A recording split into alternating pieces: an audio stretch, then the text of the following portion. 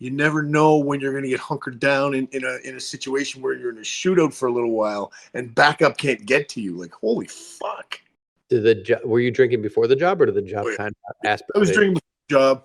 I was a hockey player, right? So It just came. you know what I mean? Hockey players.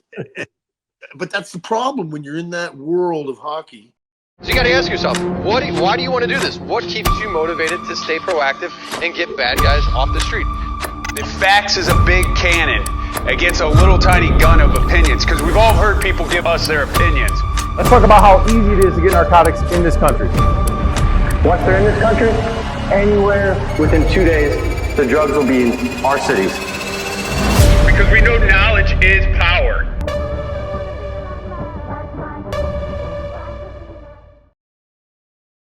In this podcast, we had the privilege of interviewing Dave, who's a 23-year veteran of the Toronto Police Department in Canada. Dave opens up with some of his alcohol addictions, also a lot of leadership, a lot of similarities from the United States to Canada, and the struggle right now to find good quality cops that want to be cops. So getting people in the door with good tactics and good mindset and good abilities. We also talk about a little bit, touch on how he left and stood up for his own medical rights.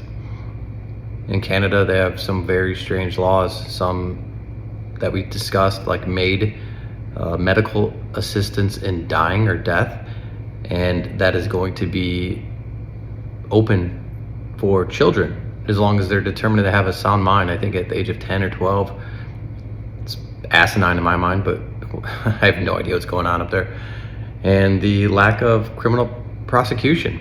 The cops that are up there are absolutely amazing, so this is no negativity or anything along the lines of the law enforcement officers. It has everything to do with politicians, and I have no idea where their mindset is even at.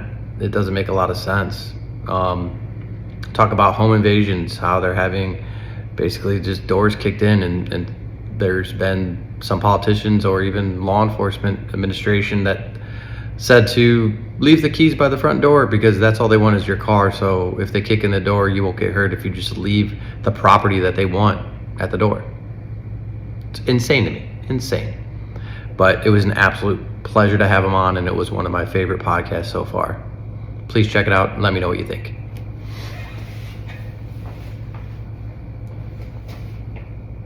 Appreciate you joining me. Today we are with Dave, who's a cop up in Toronto, has over 20 years of experience, and then I'll let him give a little bit of his backstory, but I truly appreciate you being the first Canadian to join us on our podcast. We're honored. Yeah, thanks for coming in. Well, that is quite an honor, guys, to be the first Canadian on the podcast. It's a lot of pressure. Hopefully I can pull through. I just want to say thanks for having me. I'm a big fan of up here in Canada, what's going on. I'm a big fan of you guys, but I'm also a big fan of a lot of what's going on in law enforcement down the States, with a lot of guys having podcasts and a lot of guys trying to shed light on what's happening, because it's not just happening, in the States. Obviously, it's happening in Canada. It's happening all across North America. It's happening everywhere. So it's good to be here. I appreciate being here. Just to give you a little bit of background quickly about myself. I'm a Toronto police officer. I hold the rank of staff sergeant. I've been with the Toronto Police Service for 22 years. I did my uniform time just like anybody else. My primary response time from 4th class to 1st class. Then I was able to do a little stint in major crime, which is our mandatory plainclothes stint, major crime investigations, drug investigations, robbery investigations, things like that. My goal was to try and get to the ETF, Emergency Task Force, which would be our SWAT team. But that didn't quite work out, and ended up getting promoted to sergeant instead. Spent 10 years. Now that's key, because I want to make sure we look at that. 10 years as a uniformed road sergeant on the road with my people every day, right? That's where I got promoted from there. And then, so I'm a uniform guy. Just a uniform guy, loves the uniform, loves primary response, and really thinks that policing is in trouble, and it's sad. With what before you became the police, what did you grow up in Toronto? I grew up in Kitchener, Ontario, which is just outside Toronto.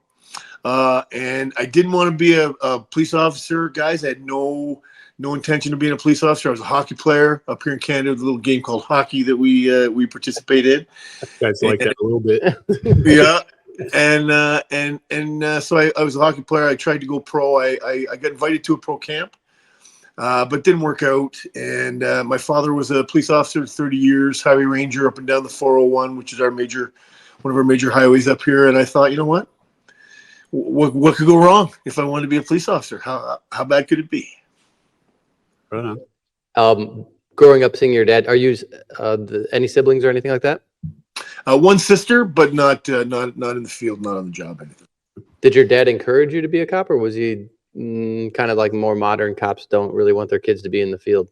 He was, I think he was neutral. I think he didn't really talk about the job too much, and I kind of would pick up on over the years some of the toxicity, some of the issues. He was in the band, and they'd go on their road trips, and there's things that would happen that maybe I didn't understand, but you could sort of see how it was. But no, there was no family pressure or anything. I thought, you know what, I was a fairly big guy, young kid. I was a hockey player. I was in decent shape, and I thought, you know what, how hard could it be to be a police officer? Did you go to college to play hockey or university? I did. I played. So up here, so down in the States, now I know I don't want to alienate anybody because I know hockey's come a long way down in the States, but down in the States, primarily you have your Division I school system. That's the way to get to the NHL in the States. The way to get to the NHL up here primarily is through what we call major junior. We have a major junior league. It's 16 to 20-year-olds. So that's where I went to play as a young 16-year-old. I went to play in the Quebec League, played there for 3 years.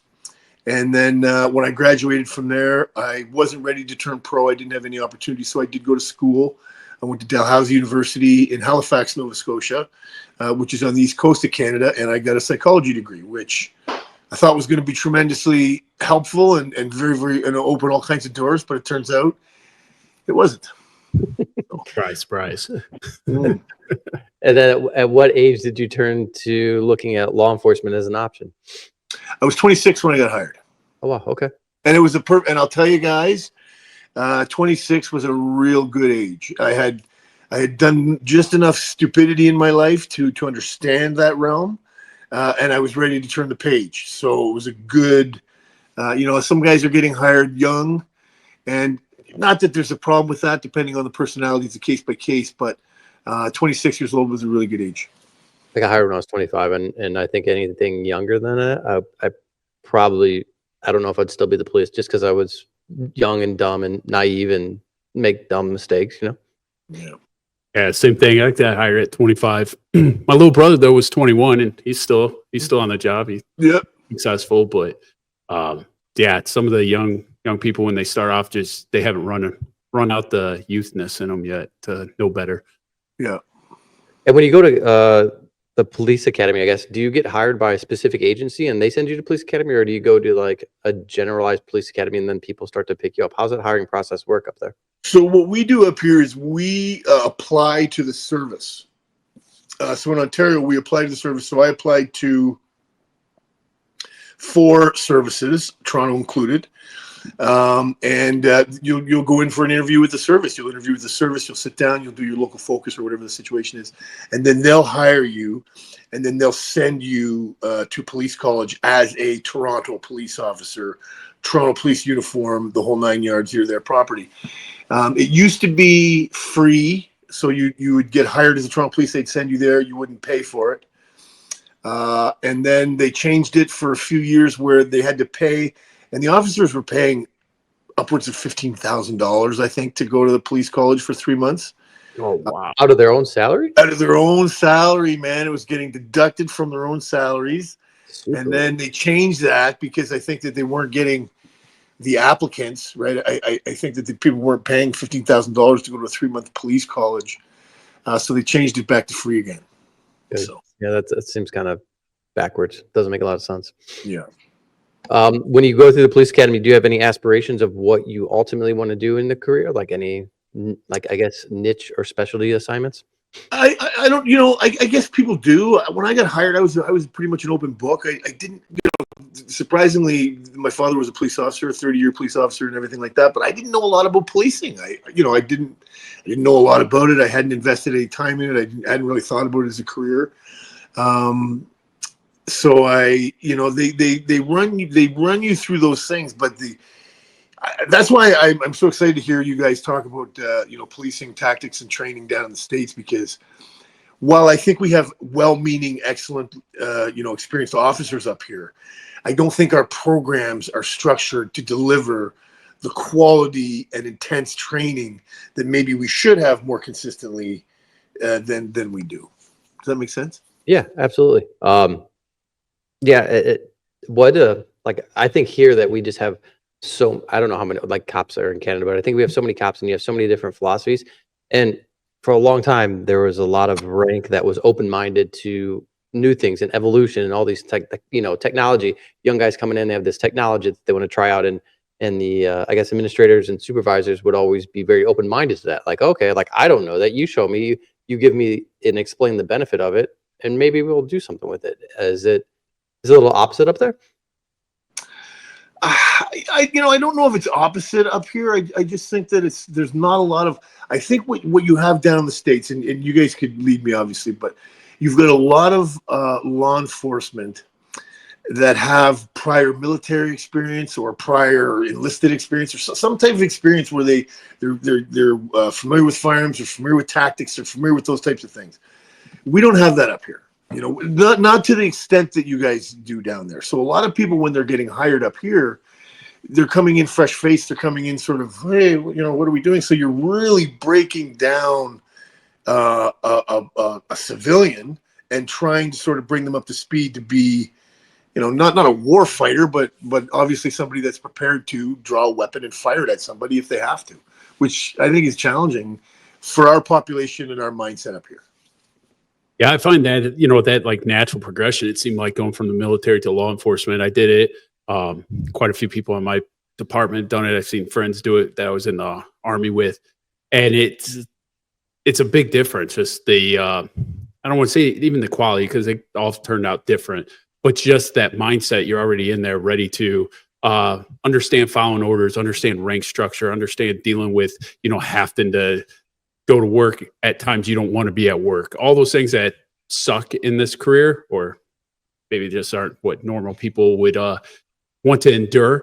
And we find them that, it's fun for us, but it's easier for that military. They already had that mindset. So up there, I mean, I can understand where you got to break them down. You got to do what the Army or the military in general down here did already and make them into police officers. And God bless you. Thank you for your service down there and everything like that. You guys are amazing down there.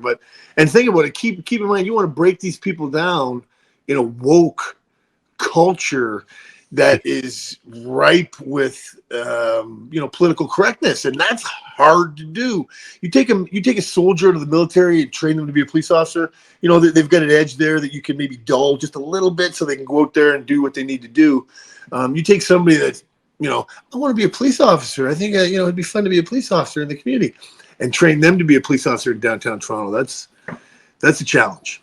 Oh yeah, I mean, we see it here. They come in, they're young, they haven't, done really much in career wise, but they all have this attitude that as soon as you tell them no or raise your voice or anything, they break down out of nowhere, and you're getting reported on that. You did something mean to them, and I'm like, what the hell are you talking about? Like, all I did was tell them they were wrong, and can't imagine and we don't work in a big city like Toronto or anything. So hey, you got to learn this fast, because you're going to be out there dealing with, what goes on in those bigger cities.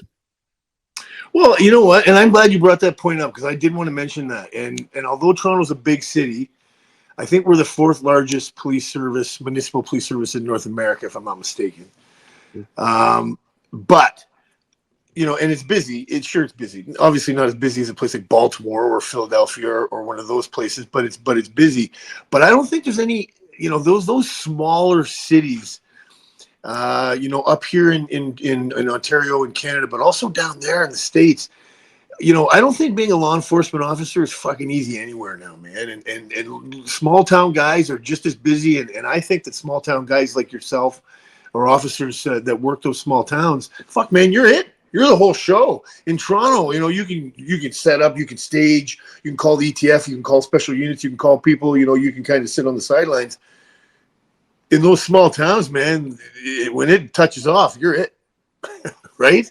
Yeah, sometimes you're by yourself, and some of the smaller ones, there's nobody even close to you. Yeah. And you got to be the patrolman, the detective, and the jail transport officer. Everything's wrapped into one.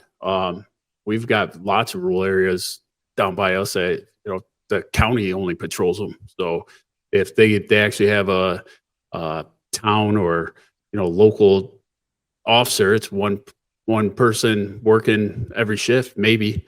So it's tough. Yeah, your backup in some of those rural areas could be upwards of 30 minutes. So you got to handle a situation for 30 minutes on your own. You better be a well-rounded officer to understand everything that's going on and that you have to do. Well, I was watching that Flint, Michigan. There was a thing on Netflix, Flint, Michigan. And I remember that, that was an eye opener for me when I was watching that Netflix part. I was like, holy fuck, these are major B&Es and robberies and assaults that aren't being, looked at for 4, 5, 6 days, with serious injuries. But, it was just, they didn't have any backup. They didn't have any fucking anything. And then I remember they were doing their pre-shift briefing. And, they talked about having extra ammo, spare ammo, make sure you get your tourniquets.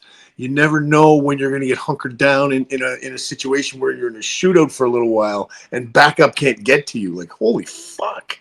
And Flint's a bigger city and it's a rough city. So that's crazy. I know. I remember I watched that same documentary on Netflix. It was eye-opening for a bigger city like that to have those types of issues, and their equipment was awful. Just horrible. Yeah.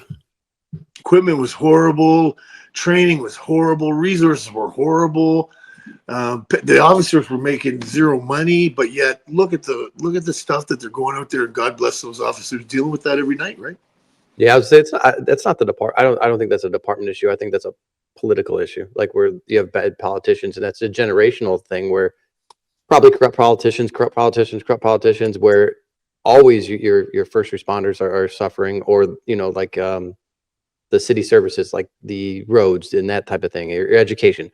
So if you have poor politicians and corrupt politicians, it's a horrible for a city of any size. Yeah. I want to touch on something real quick. Gun laws. How are the gun laws up there? Have you been following along with any of the stuff that they're doing up here with the guns and trying to ban guns and I'm a gun owner. I'm a pro firearm. I'm pro training and mindset and understanding with firearms. Obviously, I think they're very important. I think they're an amazing tool to have for everybody to be safe, to be protected. But I can't even tell you. I couldn't even describe to you.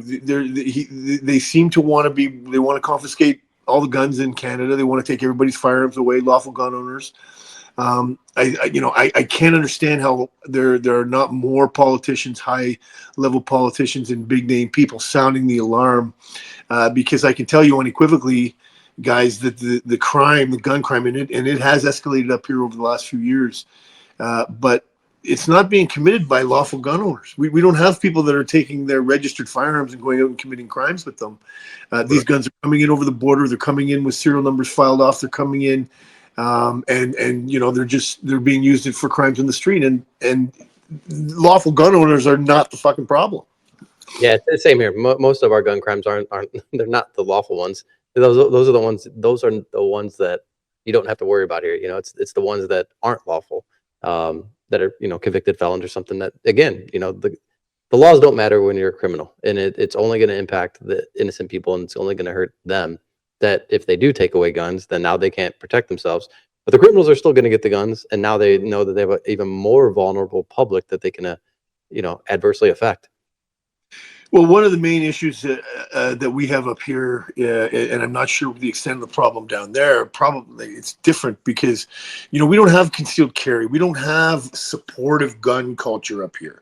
And one of the problems that we're having in main downtown Toronto proper, but also in all the urban areas outside of Toronto, is B&Es, entries, door kicks. 4 o'clock in the morning. I'm talking 4 o'clock in the morning in a high-end, beautiful neighborhood, fucking door kicks for high-end cars. And it's happening at a rate. If you did some Google searches on it in Canada, in Toronto, in London, in Ontario, you'd see it. It's off the charts. And I don't know if you heard the clip that went viral. One of our officers, one of our Toronto police officers said, "Hey, you know what? Just leave your keys by the front door. That's what they want. They want your keys, and then just don't worry about it." That's the mindset, right? That's what someone told him to say that. Someone approved that. Someone from up here. Yeah, that was a political person that said that. He had to say that. But again, like as a cop, why the hell would you say like, oh yeah, this is a good message to get out? Like it's at some point you got to be like, no, this is dumb. I'm not being the one going on stage saying this. Like if you want that to be said, you go say it. Like, and I guess I know it would affect maybe your livelihood or something along those lines, but it's so asinine. Like you can't, I don't know. You can't just bend over like that. That's crazy. You want to start leaving doors open, cash it, just set it outside like it's Halloween or something. Take what you want. I mean, we could stop all crimes. Well, they'd still be crimes, but anybody from getting hurt from crime if we just give everything away and don't stand up. It makes no sense. And I guarantee, like down here, at least where we're at, there's probably a lot of people that hope that they get their door kicked in so they can use the gun. I know when Kitty talks about it, it seems like when you're born in our state, you're just handed a gun with your birth certificate. Well, there's not. That's good. I think that's good. Oh, I love it. I have no complaints. Yeah. The thing about it is when you're talking about when they talk, and so to your point, when they talk about break and enters, and they talk about this, they talk about that, and they talk about things. We have something called SEPTED up here, and I'm sure you guys have it down there. It's basically what it is. It's crime prevention through environmental design, right? So, hedges and lights and windows and making sure there's proper visible pathways and stuff. But when I hear the police up here address gun crime, because citizens in Canada are fucking terrified they're terrified if someone does enter their home, they're terrified of using force and hurting that person and then being charged on their own. So that's what the big thing is up here. People are fucking terrified of that. And for the love of God, what I don't understand, and I hope people watch this and maybe can see this, is that you are entitled to use as much force as is necessary to protect your home if someone is trespassing on your property. And that's what people have to understand. If you believe your life is in danger or the life of someone else is in danger, even though it's Canada, you can still use deadly force, lethal force to protect yourself. It's similar to here. Yeah. I mean, the home is your castle. I mean, there's, was it Sheriff Grady down in Florida that talked about that? Probably. He was talking, they couldn't get a homeowner to come forward about who shot a burglar that had broken in. And he's like, we prefer you to shoot him. It saves us money on ammo. He's just telling him like, this is the way we want it done, because that'll stop people from doing it. If people don't stand up for themselves and they're not afraid then to kick in doors, come in, just violate you, your family, that's one thing is my property. People are like, oh, it's property. No, my wife, my kids are in there. There's nobody's going to harm them. Well, I think the problem is, and you hit it on the head, the problem is you don't have time to interview these people. You don't have time to ask these people questions, right? Well, listen, do you go around kicking in people's fucking doors? I don't go around kicking in people's doors because I have the expectation that if I kick in someone's door, there's going to be someone on the other side of that door that's not very happy with me, and I don't want to deal with those consequences. So, I think people need to have consequences. They need to step up, and we need, especially in Canada, but North America, we need to have strong laws with strong politicians and strong police leaders that are going to support people and victims of crime to ensure that we get a handle on this, because this is ridiculous what's happening. What is their fear? Like, is it because of the media rhetoric and they're pushing out like, oh, you can't do this because if you do, then you'll be charged? Or is I guess the courts, have they been charging homeowners that have defended their property I guess, in the court's eyes, too much or something? I don't understand. See, the thing up here, what I like about what's going on down the States in some jurisdictions is whenever there's an incident, they're releasing the body worn camera footage fairly quickly. I don't know how long they've been doing that down there, but I think it's been maybe since 2020 or so. Since 2020, because they don't do that up here, right? They don't do that up here. We in Toronto and some other jurisdictions, not every jurisdiction, but we have body worn cameras, and they don't do that up here. So when there's something that happens or something that goes wrong, they let the narrative kind of go. They don't really explain it properly. They don't show people what's happening, and they don't explain things. They're not explaining to people. If someone uses force, if someone came in my house right now, I would have to prove beyond a reasonable doubt that my life was in danger, and I believed my life was in danger. If I can't do that, then I could be charged. Now, what do we know about victims of crime? What do we know about police officers who are new to the job? They can see something happen. They can see something dangerous happen. They can be involved in a tremendously violent experience, and they may not be able to articulate that to you because they don't have the experience to explain what they need to explain. How do you think a homeowner feels? Yeah. How's a homeowner supposed to explain themselves? You know what I mean? Yeah, and that trauma aspect too. Like, they're probably having some PTSD issues, like they don't want to relive it. They don't want to have to explain it. But if your door gets kicked in at 4 a.m., like, I think it's free game at that point, because it's not the pizza man. You know what I'm saying? Like, the 4 a.m. door kick in, you have I think a lot of leeway to defend yourself. I would agree wholeheartedly. What's your intention? Mm-hmm. What is that person's intention by kicking in my door? I locked it before I went to bed. I wasn't expecting anyone to come in. You're violating my space. Yeah, and I think, you hit it on the head. It's like you can't articulate it, especially you said younger police officers, but homeowners, people that have no law enforcement, no law at all training. You go, well, why did you feel your life was in danger? Because I fucking felt like he was about to kill me. Like, that's it. I don't know. It felt it in here. Yeah. Like, how do you say, well, he took up a fighting stance, he drew a weapon, pointed it in my direction, and all this kind of stuff? Well, they don't know to say that, but you see it, you thought it in your brain, and you reacted. And I don't see anything wrong with that. I think the burden should automatically shift to that person, the one doing the crime. 100%. I want to go back with just one thing. You talked about how you guys don't have a lot of cops that come from the military, or none at all whatsoever. Do you guys, we have this phase, I guess, of like social media influencers that are portraying what law enforcement is kind of in a negative light. Like, they're not mentally, so we have people that are out there like dancing on TikTok and this random weird stuff. It doesn't make a lot of sense. And I feel like some of the people that we are getting in this profession are seeing that's what they think the job is. Then they get out there in their field and they're seeing, and I'm not even talking about like homicides, just dead bodies or like gruesome things in a negative side of society. And all of a sudden they're not mentally prepared for that because they're seeing a false perception of what policing is based on some of the like social media influencers that aren't really portraying the job of what it really entails. Do you guys have that kind of stuff going on up there? 100% we do. Anyway, 100% we do.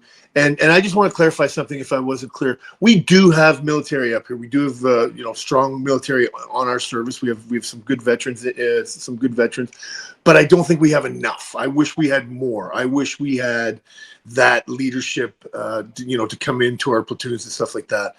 Because I think that does a good job of grounding. When you can get one or two of those guys around or girls around and they've got that experience, fuck man, you can really ground people. But as far as the influencers go, I remember the back in 2013, the reason why I started my Instagram account was to humanize the badge, right? I wanted to humanize the badge. I wanted to make people see that police officers were real and that they were, human beings and they had interests and they had worries and they had problems. But I think that got hijacked somewhere. It's one thing to understand that police officers, are people. That's one thing. But I think it's quite another thing to have the expectation that you're going to come to work every day and give people free slushies or free this or free that in the communities. When the police officer are going into the communities and they're giving free things all the time, well, what happens when the police officer comes into that community for a necessity and they don't have free things to give away? It's a real problem. It's I won't get too much into it because it bothers me a little bit because I think it's kind of hijacked the profession, and it's one of the reasons why we are where we are right now. But it's a problem. No, I agree. And I know as a profession, we're trying to attract more people. I just don't think that by doing that it's attracting the right people or the people that aren't mentally prepared for this. And maybe if they knew what this profession entailed, they would be mentally prepared when they get out there and start seeing this stuff. But I think sometimes we portray a false perception of what it is, and then we get people that, I don't know. Well, I won't go on too far on that, but I was just curious if you guys had like the same type of impact with, especially the past couple of years, anyways. Oh yeah, for sure. I think since COVID and since 2020, I think Kenny things have really went for shit. Yeah, it's been a little different for sure. When you're on the job, and what do you do outside of work that keeps you kind of like not worried and not stressed out too much? Well, I'm a big. I used to be, like I said, I used to be a hockey player, and then I hung up my skates, and then I got into bodybuilding. I became a bodybuilder, competitive bodybuilder. My highest performance was third place at the North American National Championships Super Heavyweight. So that was in 2018. And in 2019, I competed again. I was going to do another show, and then COVID and ended all that.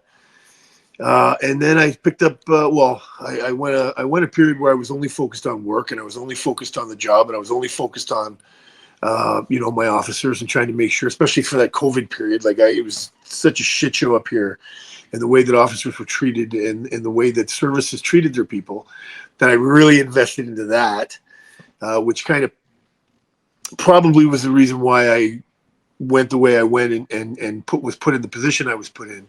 And now I'm into Brazilian Jiu-Jitsu. Just started taking a little Jiu-Jitsu. So pretty excited about that. That's awesome. Married, kids, anything along those lines? Married, wife. We've been married since 2015 and no kids, 4 dogs. And happy. How important it is to have a supportive wife as a cop? Well, I mean, I feel bad for a lot of guys in today's day and age. Support is everything on this job, and whether it's supportive coworkers, colleagues, supportive supervisors, or supportive family. I think that having a supportive wife, a supportive spouse, it's worth its weight in gold. And I just don't think that a lot of guys, because we get into those landmine situations, and guys get into addictions problems, and then they get into maybe they're working, maybe they're drinking too much, maybe they're not spending time at home the way they should be, and if they don't have a solid supporting wife, the next thing you know, they get in trouble, something goes wrong, something happens at work, now all of a sudden they're under the gun, and now they're going to have marital troubles and issues and things like that. A lot of times, I think the officers don't do themselves any favors because I don't know how much we communicate. But at the same time, supportive spouse is everything. Yeah, I definitely have to agree with that. Can't do it well without them, or it just makes a lot of trouble. I know most of the guys that their wives, they're behind them even more than people outside see the wives as they wear blue line T-shirts or whatever, show up at FOP thing or this event or that, but it's more so in the background, making sure everything at home's prepared, ready to go, taking care of extra stuff with the kids or the dogs, whatever it is, because you don't got time for it, or it's just more stress that's putting on you. And I know my wife's like that, Kitty's is like that. When we get home, my wife tries to make sure that, hey, I don't have to, my stress level comes down when I get home, not have things that I got to worry about. It's like a stabilizing factor, you know what I'm saying? Like if everything's as a cop, kind of everything's like chaotic. Come home, nice stabilizing. Like, all right, the wife makes everything kind of more stable, more comfortable, and you're coming into that like happy zone. When You talked about coping too, and young officers have an issue and they turn to alcohol and things like that. And this is my perspective because I knock on wood, I don't think I've had a drinking problem, but there was been times where I would be like, I would drink to cope with shit that I saw. But as a young officer, I would see that and I would look at it like I'm not supposed to have problems. I'm supposed to fix problems. So now I'm like, well, if I have a problem, who the hell do I turn to? And you're kind of just stuck in that. And until like, I guess I matured a little bit more, I realized that like leaning on friends and just talking about things. I'm not talking. I mean, if you go to a clinician and talk, that's fine too. But I'm just saying, like talking to friends and getting that whatever you're worried about and you're thinking about, instead of turning to booze, if you turn to communication, it helped me a lot. Anyways. No, I couldn't agree. I'm an alcoholic. I've been sober since 2007. Went to rehab, full 9 yards. It was pretty bad. And I couldn't agree with you more, man. I couldn't agree with you more. Just having the ability to communicate, clear your mind once in a while. Don't let that shit get in there and gestate, and ruminate and bounce around. And, next thing it doubles and then triples and, it just gets worse and worse. And when I made the choice to get sober, that was one of the things that I realized I had to do was become a better communicator because I couldn't, go the way I was going. And I got hired in 2002 and I was in rehab and sober 2007. Were you drinking before the job or did the job kind of ask? I was drinking before the job. I was a hockey player, right? So it just came with it. You know what I mean? Hockey players. But that's the problem when you're in that world of hockey and not the high-end guys and the professional guys. Gentlemen, whether you are leading the charge at work or just in line at happy hour, you need gear that can keep up. From our rugged beard and oil balm that tame the wildest whiskers to our classic pomade that locks in that clean, commanding look, Semper Suave has your six. No flakes, no fuss, all day, and battlefield level confidence. So square that beard line up, even though people in counterculture think that I don't have a beard. Donut shop. Semper Suave has got your six. Make you look slick and keep you sharp for critical missions or to serve and protect. Check out Semper Suave. We're thrilled to have them as a sponsor. Let us know what you think.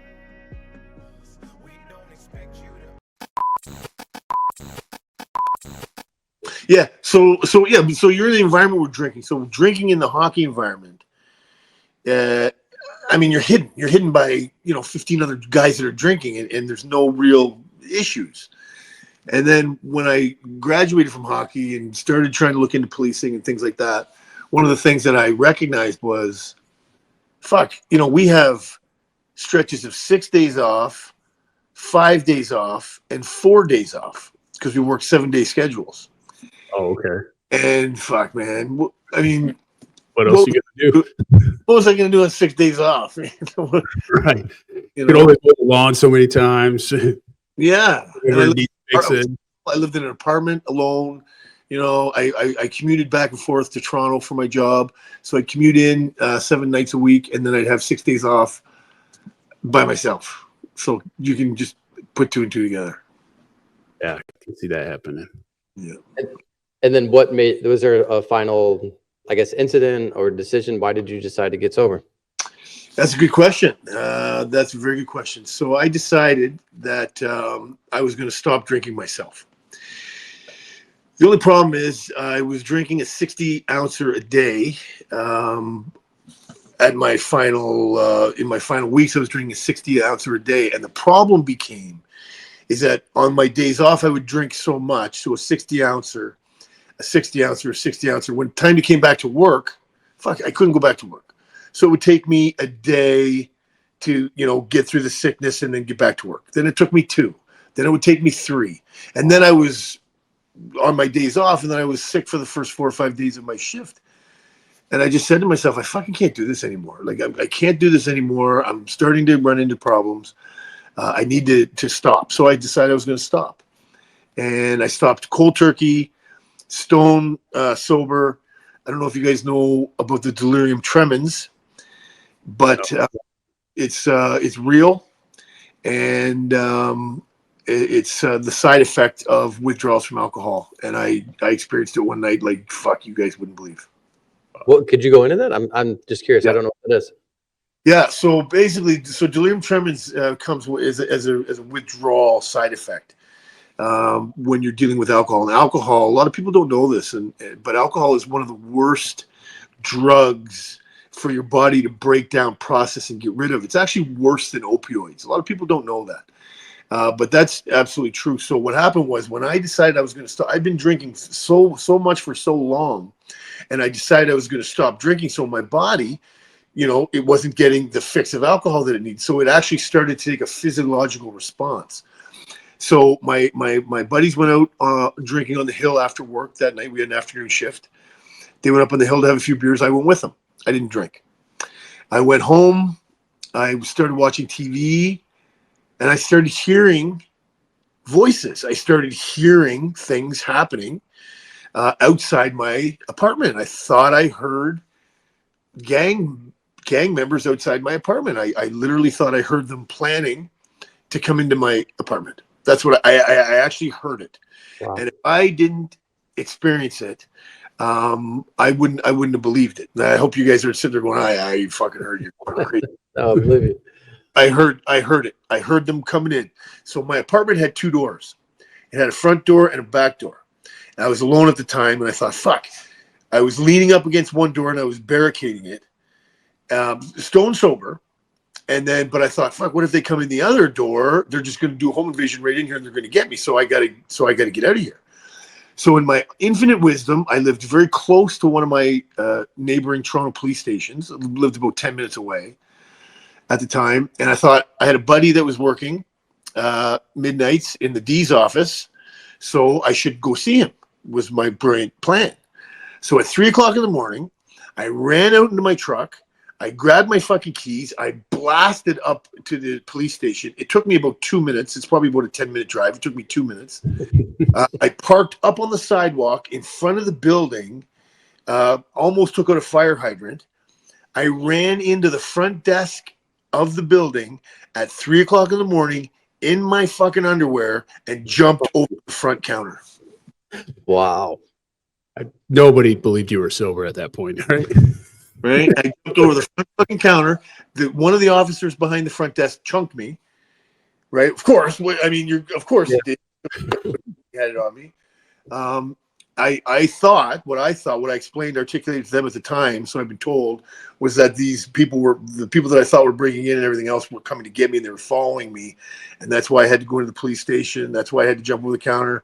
I mean, right away, I told them I work at 12th Division. This is my staff sergeant. This is my unit commander. This is my inspector, blah, blah, blah. So they kind of knew something was up because I was obviously had the right answers. But, yeah, full-blown delirium tremens, full-blown, just an attack. Wow. I had never heard about that. That's interesting. Yeah. I knew that withdrawals are horrible, and guys that I've talked to before about going through it and becoming sober, it's not an easy process. So I definitely commend you. That's huge. Yeah, especially cold turkey like that. That's definitely impressive. Well, it was cold turkey up until I ran into the police station in my underwear, and then they took me to the hospital.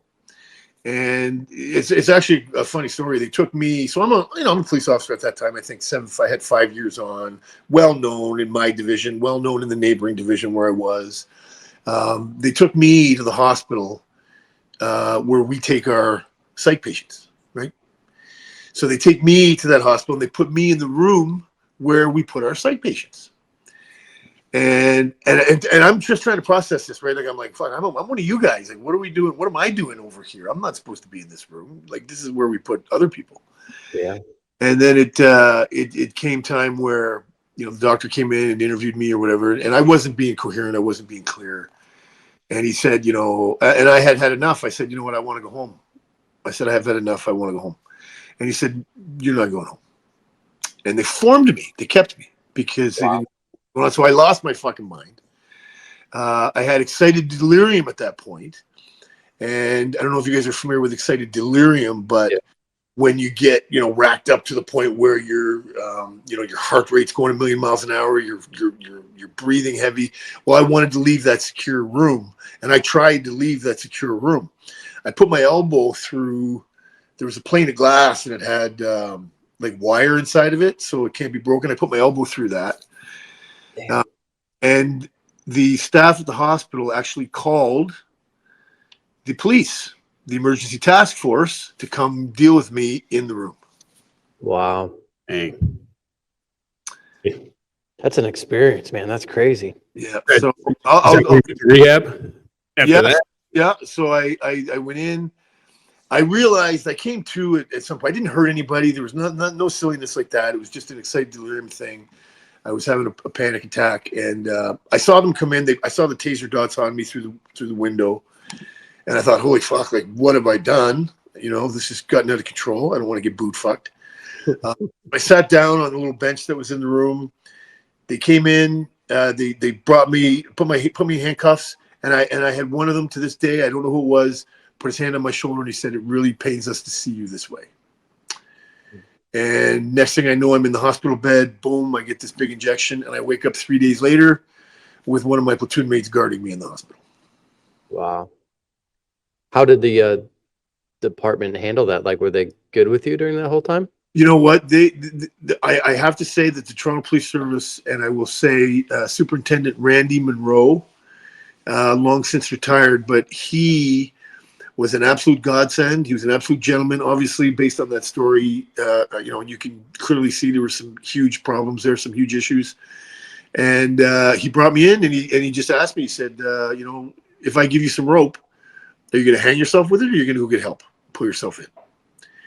And he made the arrangements and helped me get into rehab, 21-day rehab, and I haven't had a drop since I got out.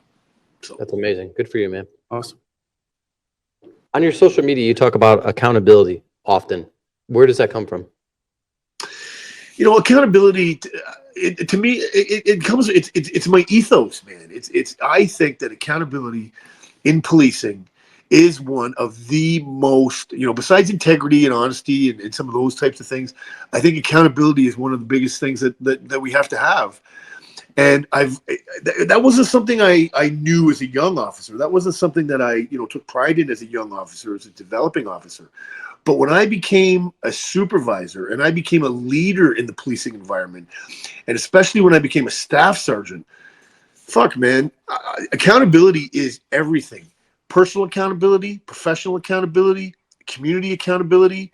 I think one of the big problems is that, we've stopped being accountable to a lot of the hands that sort of feed us, and I think it's really one of the contributing factors that's put us in a difficult place.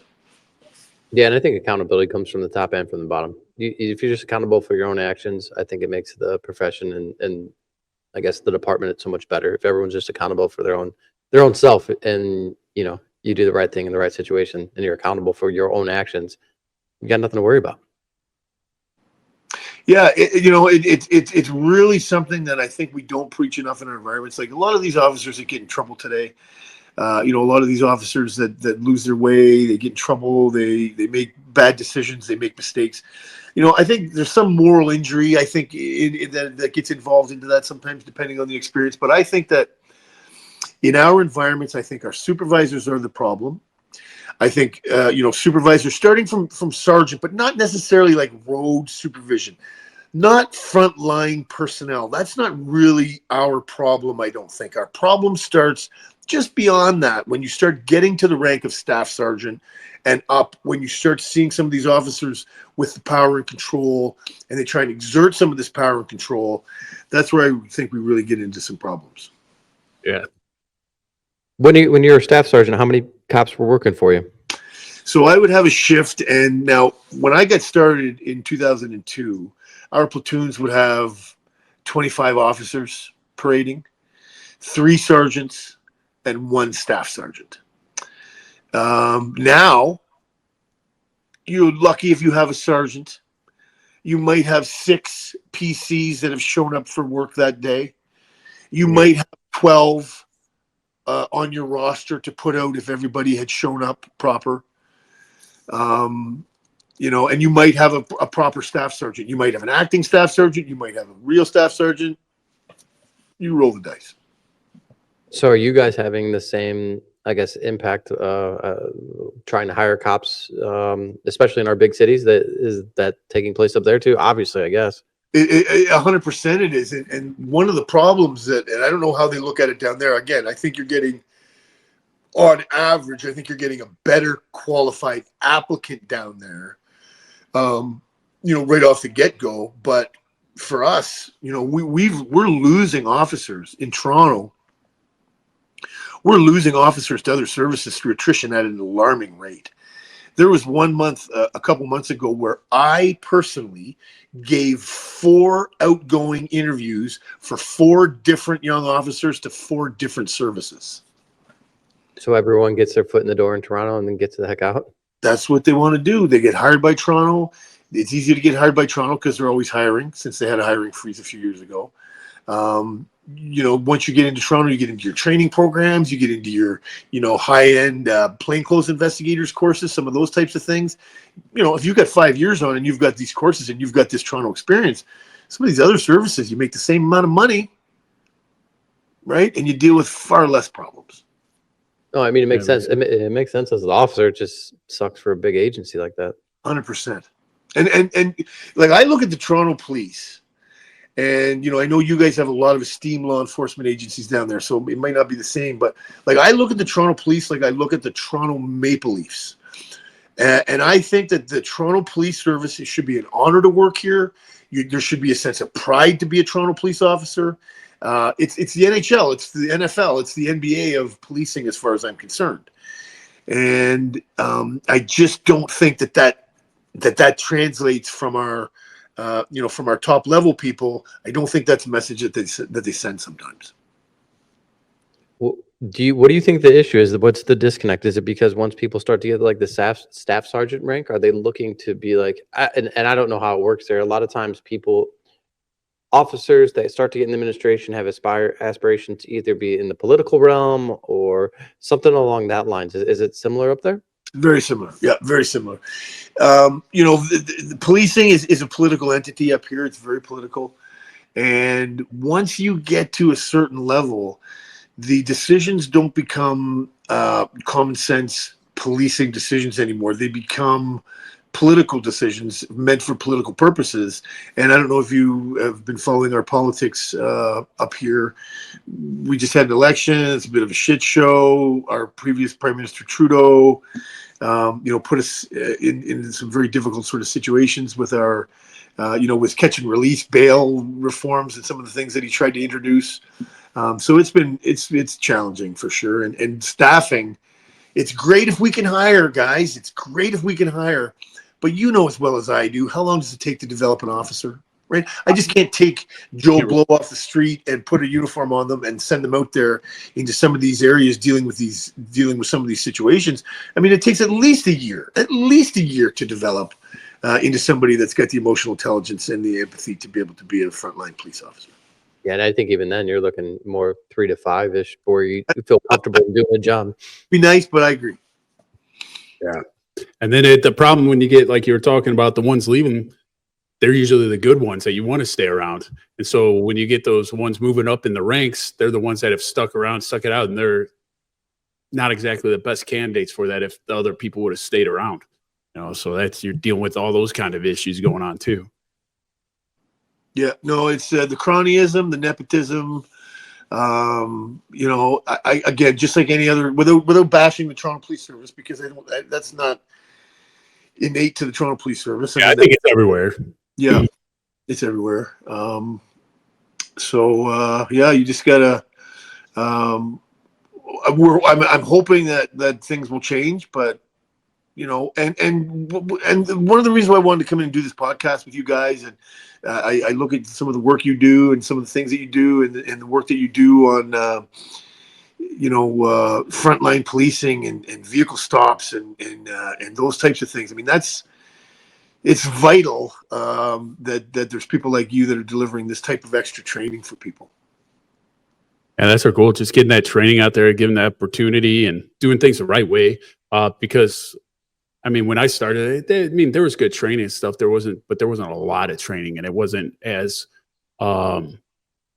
available like it is now with social media and the internet, and you can just pull up, videos and with our classes, with other classes. But even if you can't come to where we're teaching at, we got online things available and stuff like that. So it's just the opportunity to have it. And we want to make a quality product that's out there doing things the right way. And on top of that, being I don't want to say fun way, but the exciting way. Like, everybody loves seeing dogs sitting on top of a bunch of dope or guns or money. And that's the cool guy stuff. And so we try to bring that brand also with hey, you can get this. And if you do it the right way, you're going to put people in jail for a long time. So let's make sure we do it the right way and get a good image out there and just be the police the best we can. That's so underrated, man. I'm so glad that you said that. That is so underrated. Do it the right way. Do it the right way, right? Take good notes. Let's make sure we're communicating and doing things properly. Let's make sure we're establishing proper protocols and procedures around our property, around the community. You know what I mean? Like, exactly. I find that especially in policing can be such a dirty job.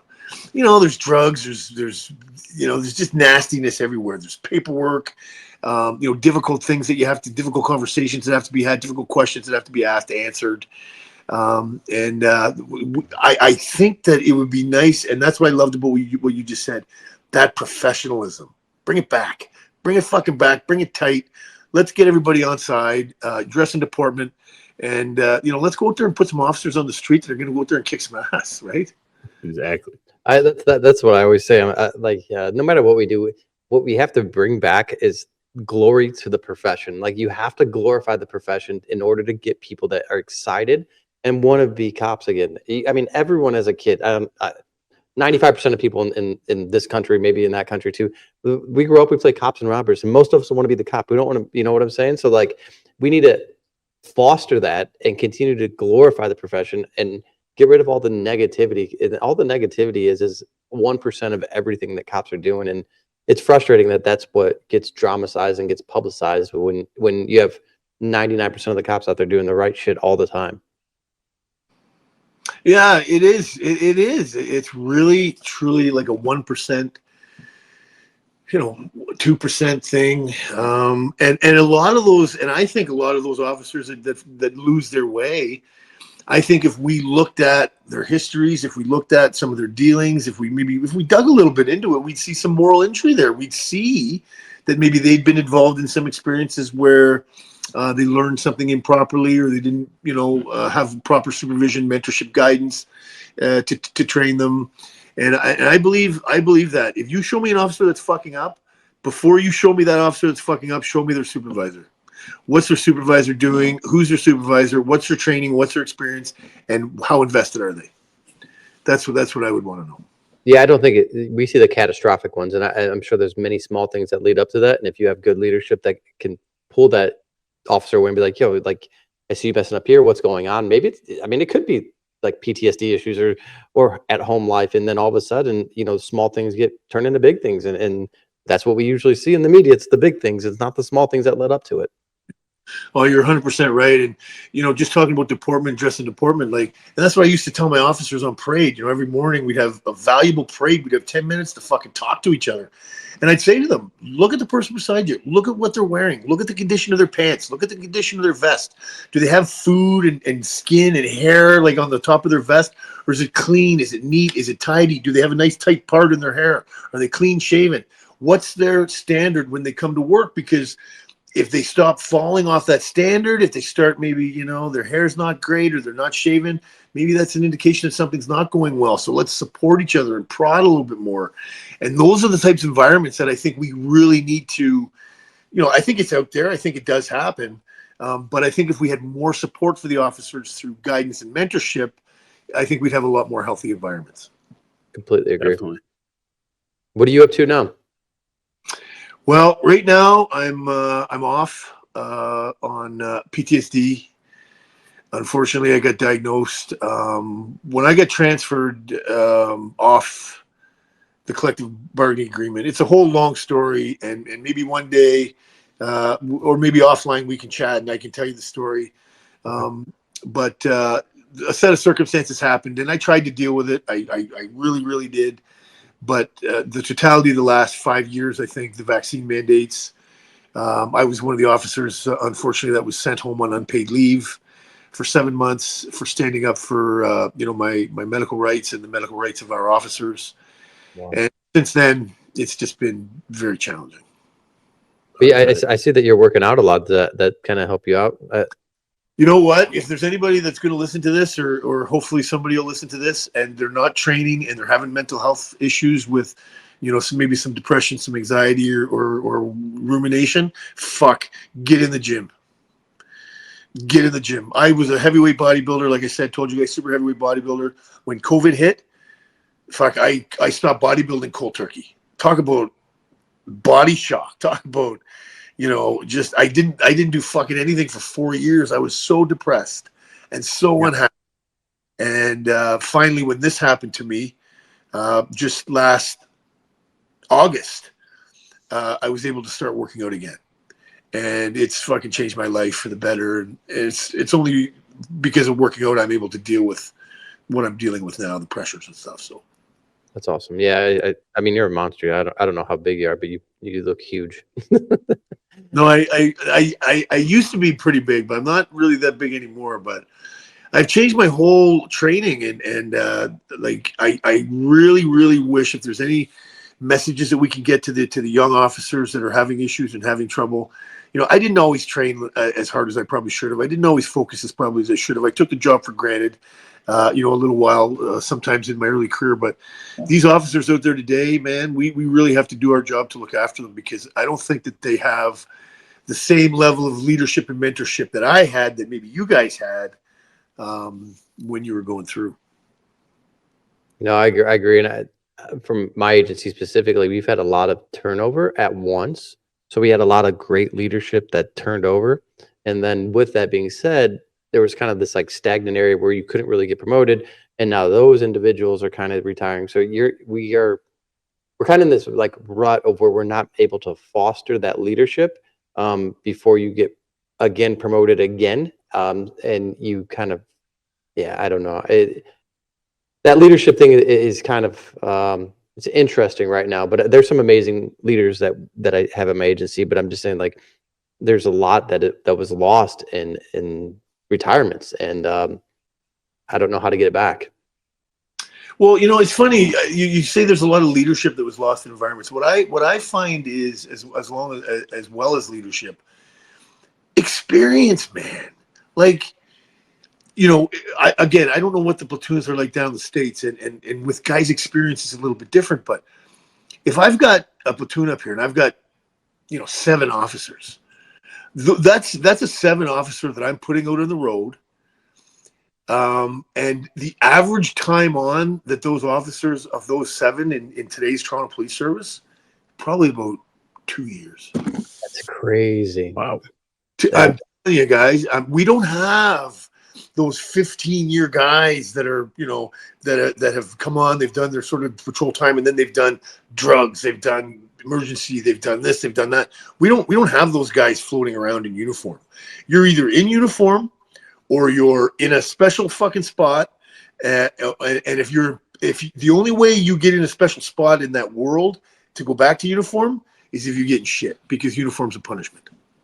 See, and I hate that. I hate that concept. Fucking hate it too.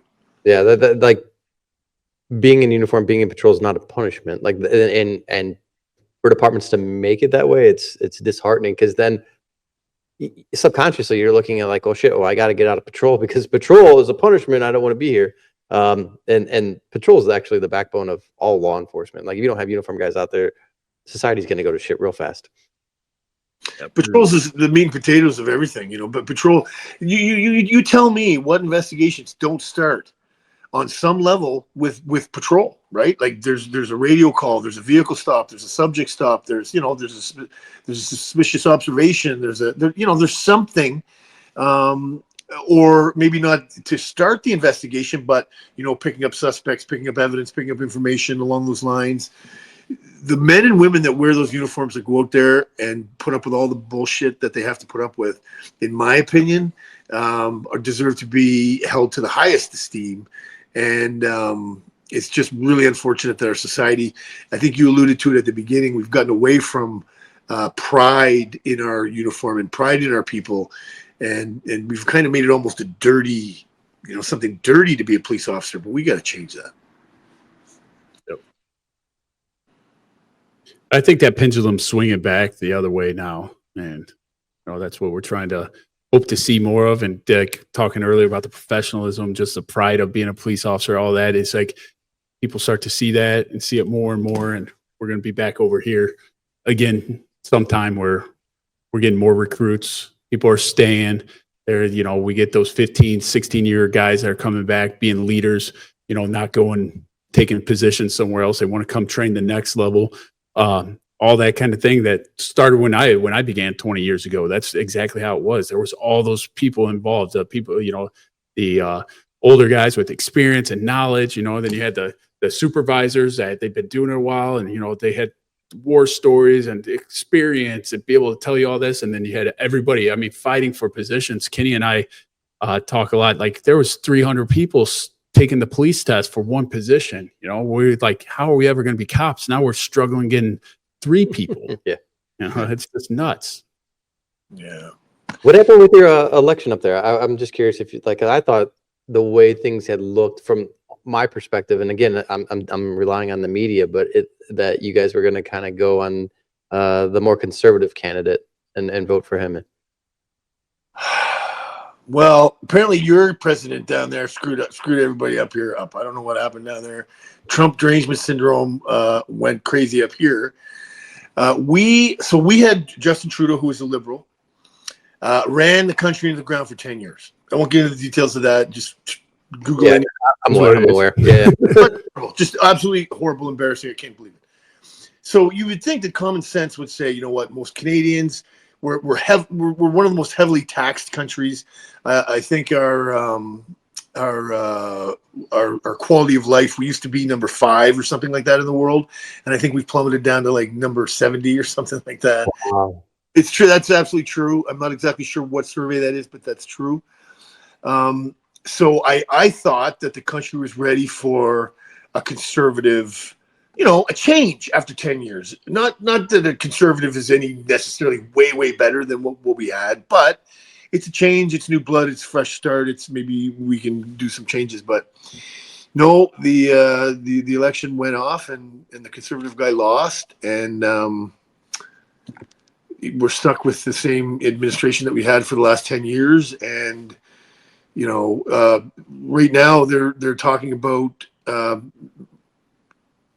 MAID. I don't know if you guys are you familiar with MAID? No. What does it stand for? Assistance in death. It's something medical assistance in dying, right? That's one of the big things up here in Canada. Well, like if you're terminally sick, then you could say, if you're terminally sick, that's what it was brought in for. Wow. But now, Kenny, what they've developed it to do is if you're terminally sick, if you're mentally ill, they just passed a bill that says that children, as long as they're deemed to be of the right mindset, can choose to kill themselves and they don't need their parents' fucking permission. I'll send you the pamphlet. Scary. I'll send you the pamphlet. Wow. And if I'm not mistaken, there's a Kelsey Sharon.